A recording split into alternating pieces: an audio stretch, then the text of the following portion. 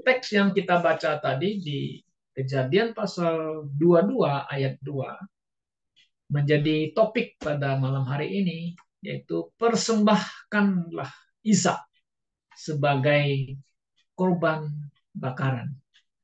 Saudara-saudara, pada bulan Maret ini, ya tanggal 29 nanti ya, orang-orang Kristen di seluruh dunia akan memperingati istilahnya Jumat Agung atau tentang kematian Tuhan Yesus Kristus ya.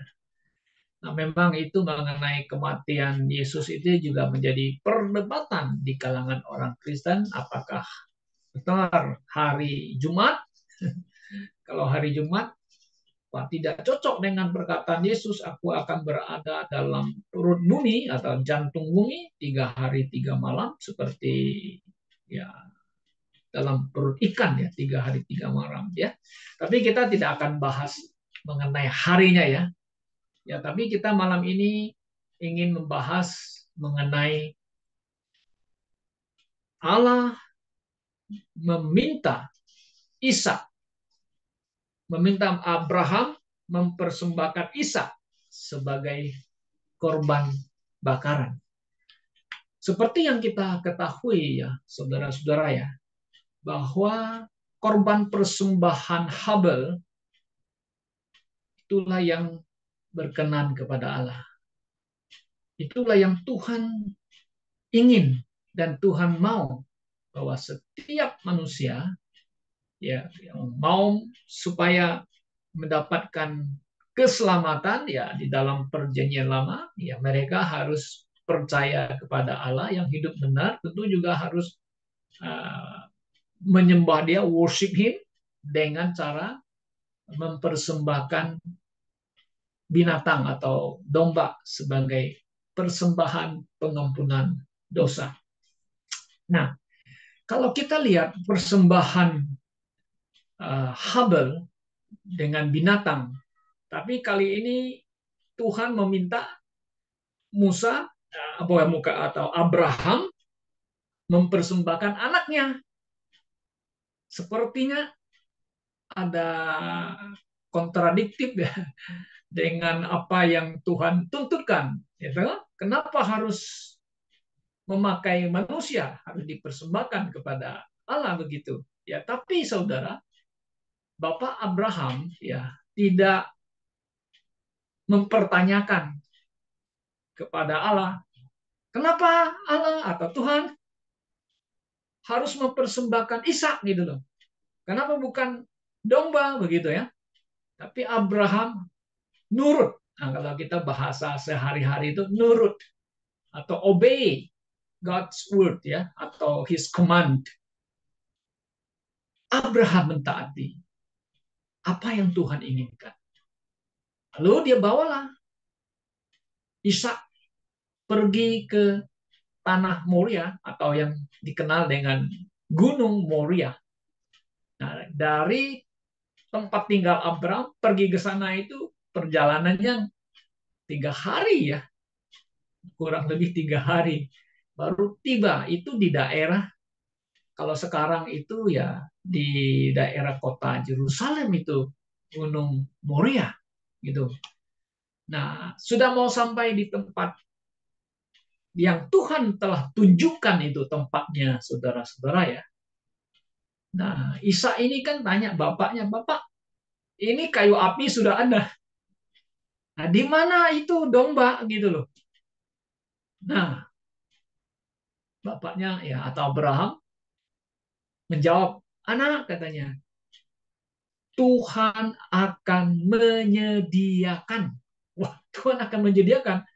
Ya, Isa pun tidak berargumentasi, bertanya lagi. Oh, Tuhan akan menyediakan. Jadi Isa juga percaya, tentu percaya kepada Tuhan. Ya, Allah akan menyediakan. Ya, mereka hanya turut atau taat kepada perintah Tuhan. Sampai di sana, saudara, Bapak Abraham membangun mesbah, tiba-tiba Ishak diikat. Tentu Ishak juga, kenapa harus diikatnya begitu? Taruh di mesbah itu, lalu ambil pisau mau disembelih. Nah, pada saat itulah seperti apa yang firman Tuhan katakan, saudara-saudara, dengan jelas. Saudara bisa lihat di dalam ayat yang ketujuh. Lalu berkatalah Ishak kepada bapak Abraham, ya bapak saat Abraham, ya anakku, bertanya, ya di sini ada api dan kayu, tapi di manakah anak domba untuk korban bakaran? Saat Abraham, Allah yang akan menyediakan anak domba untuk korban bakaran baginya. Nah, kemudian ayat yang ke-11 sudah perhatikan ya. Tetapi berserulah, ya kan, malaikat Tuhan dari langit kepadanya, kepada Abraham, Abraham, Abraham, sautnya, ya Tuhan. Lalu ia berfirman, jangan bunuh anak itu, dan jangan kau apa-apakan dia, sebab telah ku ketahui sekarang bahwa engkau takut akan Allah, dan engkau tidak segan-segan untuk menyerahkan anakmu yang tunggal kepadaku. Nah, akhirnya apa terjadi? Lalu Abraham menoleh dan melihat seekor domba jantan di belakangnya yang tanduknya tersangkut dalam belukan. Nah, saudara-saudara yang saya kasih dalam Tuhan Yesus Kristus. Ya. Kalau kita perhatikan mengenai ibadah di dalam perjanjian lama yang Tuhan tuntutkan itu memang adalah harus mempersembahkan binatang atau domba ya sebagai korban atau persembahan korban bakaran yang apa sebagai tanda pengampunan dosa kan begitu. Nah, kalau kita lihat mengenai Ishak yang dipersembahkan itu memberikan kita satu pemahaman kebenaran mengenai keselamatan bahwa Ishak yang dipersembahkan itu sebenarnya ada dua yang kita bisa dapatkan pengajaran teologi yang dalam. Nah, Ishak menggambarkan adalah kita, orang yang berdosa. Seharusnya saudara dan saya adalah mewakili, Ishak mewakili kita, orang yang berdosa yang harus mati. Ya, itu yang pertama yang kita harus lihat. Harusnya kita mati, saudara, karena kita orang berdosa. Tetapi karena kasih karunia Allah, kita manusia, ya, Allah tidak mau kita mati, tapi Allah mau kita diselamatkan, ya. Lalu ada orang yang menggantikan kita, kan begitu. Nah, Ishak manusia berdosa, oke? Dan ada yang menggantikan dia, kan begitu. Nah, siapa yang menggantikan dia? Itu domba itu yang telah disediakan oleh Allah. Nah, ini adalah satu gambaran keselamatan yang sangat indah. Di dalamnya mengandung akan kasih Allah yang besar kepada manusia, di mana saudara dan saya adalah orang yang berdosa, yang harus sebenarnya mati. Tapi Allah tidak mau kita mati binasa. Ada ayat firman Tuhan kan, Roma 6:23. Coba kita baca Roma 6, silakan ditampilin. Roma 6:23. Coba saudara perhatikan ayat 23. Sebab upah dosa ialah maut. Kematian, ya. Tetapi karunia Allah ialah hidup yang kekal dalam siapa? Kristus Yesus Tuhan kita, saudara. Wah, ini satu gambaran yang indah. Jadi ini saudara lihat ya, ibadah perjanjian lama mengenai persembahan korban itu dari yang sederhana, ibadah yang sederhana, ya, akan bergerak atau progresif menuju kepada ibadah yang sempurna, kan begitu.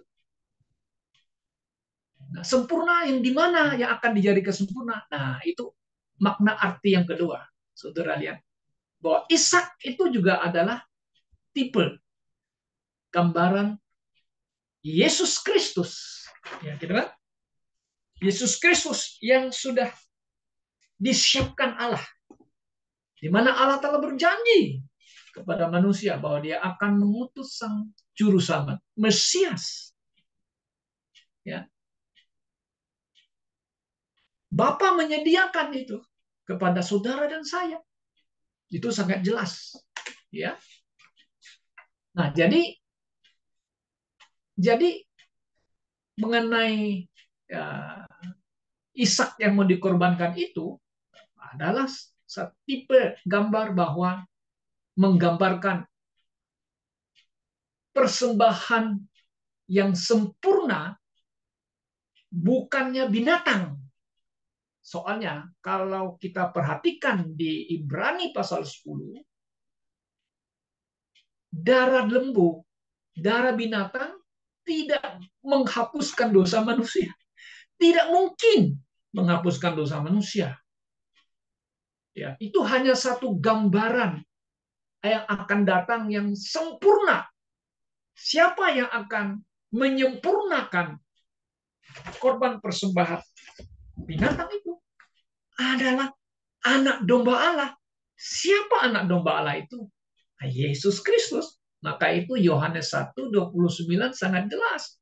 Di mana Yohanes Pembaptis mengatakan behold. Nah, kata behold itu bahasa King James itu bagus sekali ya. Lihatlah kan bahasa Indonesia, nah behold ya. Ya. Anak domba Allah yang apa?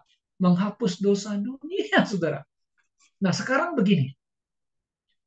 Tata ibadah Old Testament, perjanjian lama, memakai binatang-binatang. Memang darah binatang nggak bisa menghapus dosa manusia. Tapi itu dipraktekkan adalah menggambarkan yang sempurna yang akan datang sebagai persembahan yang sempurna, the living sacrifice adalah oleh Yesus Kristus. Saudara perhatikan, Ishak itu akan disembelih loh.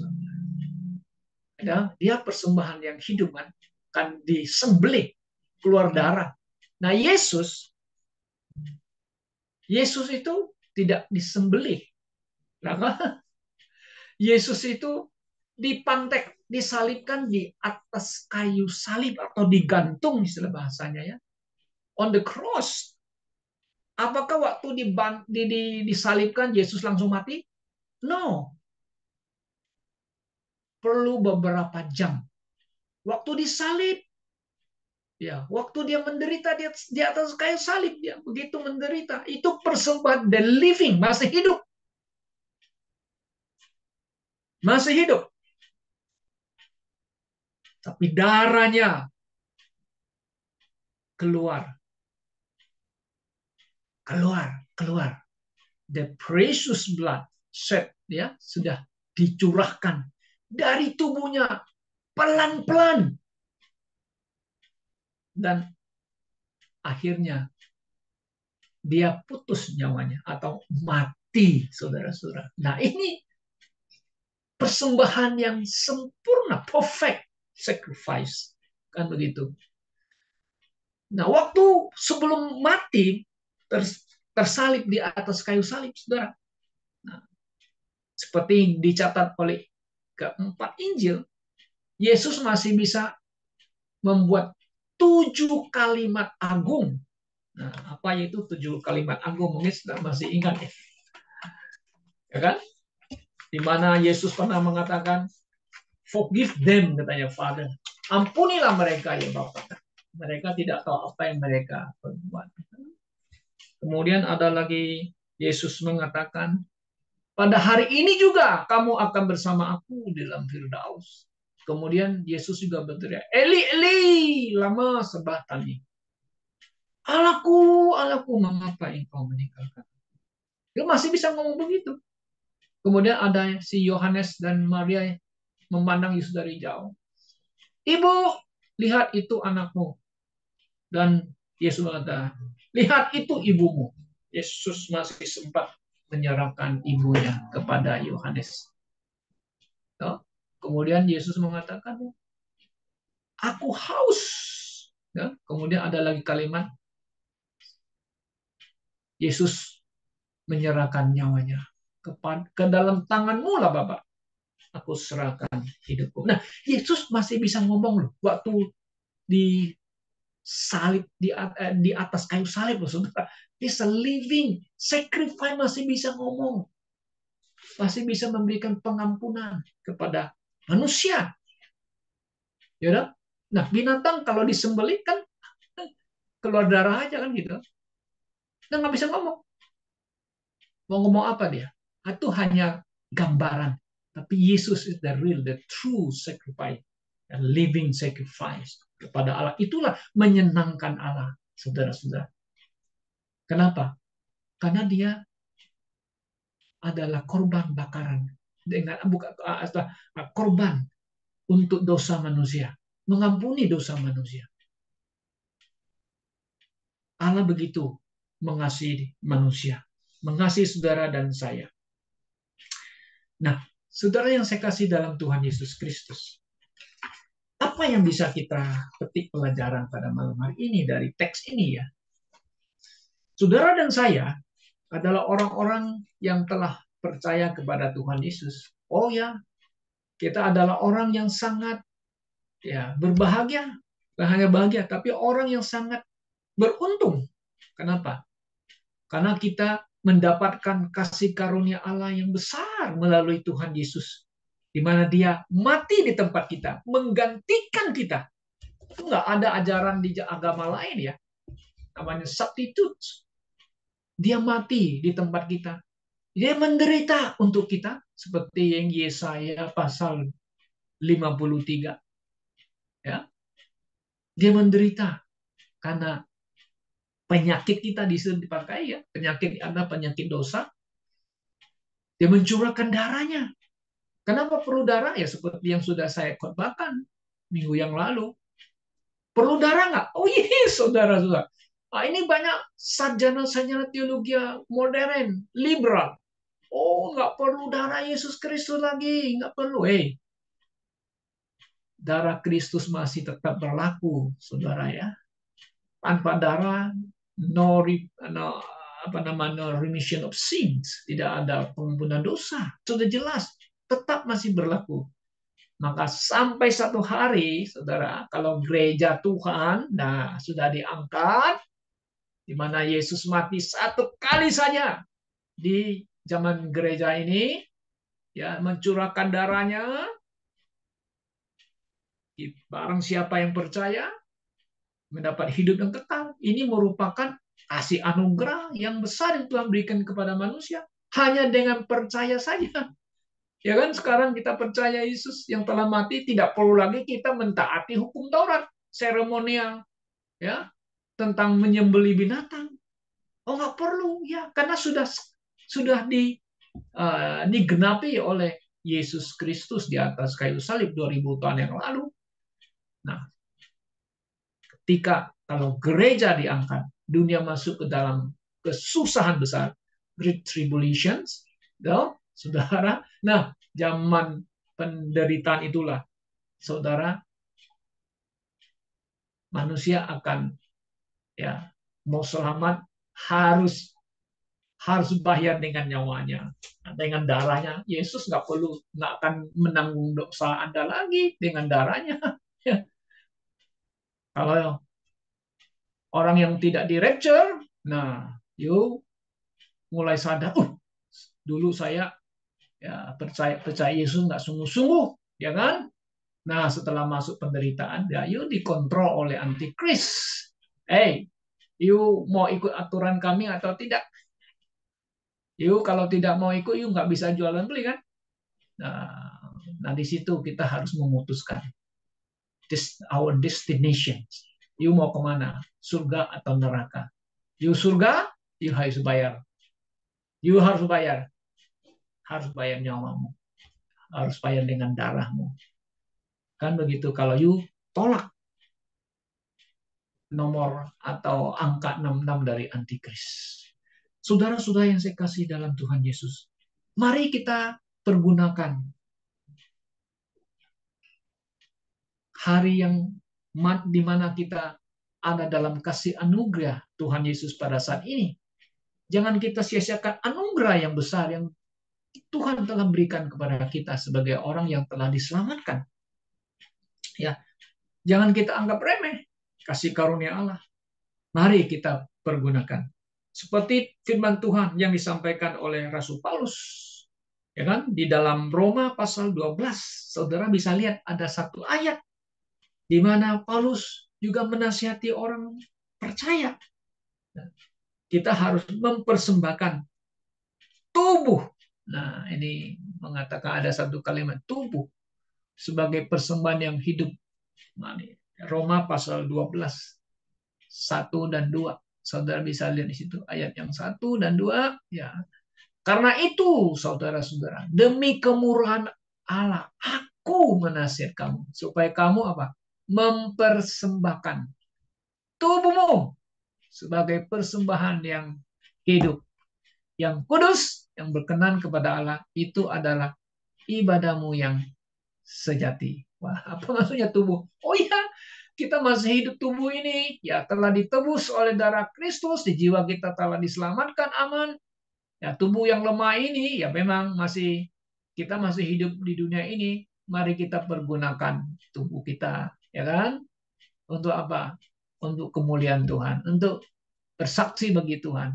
Nah, ini mengatakan yang kudus, ya, dan yang berkenan kepada Allah itu adalah ibadahmu yang sejati. Ini kata ibadah ini kalau bahasa Inggris itu lebih bagus. Reasonable service adalah menyangkut mengenai pelayanan kita di dunia ini ya. Ya, ya pelayanan kita. Apa yang kita bisa lakukan? Yuk kita lakukan sesuai dengan apa yang Tuhan berikan. Ya, talenta yang kita punya. Mari kita buat sesuatu untuk Tuhan kita, Yesus Kristus. Nah, ayat 2 kan mengatakan, janganlah kamu menjadi serupa dengan dunia ini. Kalau kita masih tinggal di dunia, kita nggak mau ikut-ikut dunia ini, keduniawi yang sementara ini. Tapi berubahlah oleh pembaharuan budimu, ya, sehingga kamu dapat membedakan manakah kehendak Allah, apa yang baik, yang berkenan kepada Allah, dan yang sempurna. Saudara-saudara yang saya kasih dalam Tuhan Yesus, kiranya Tuhan menolong kita, biar Roh Kudus tuntun kita, supaya kita boleh menjadi orang-orang Kristen, ya, yang selalu memuliakan Tuhan kita Yesus Kristus. Kiranya Tuhan memberkati kita. Mari kita berdoa.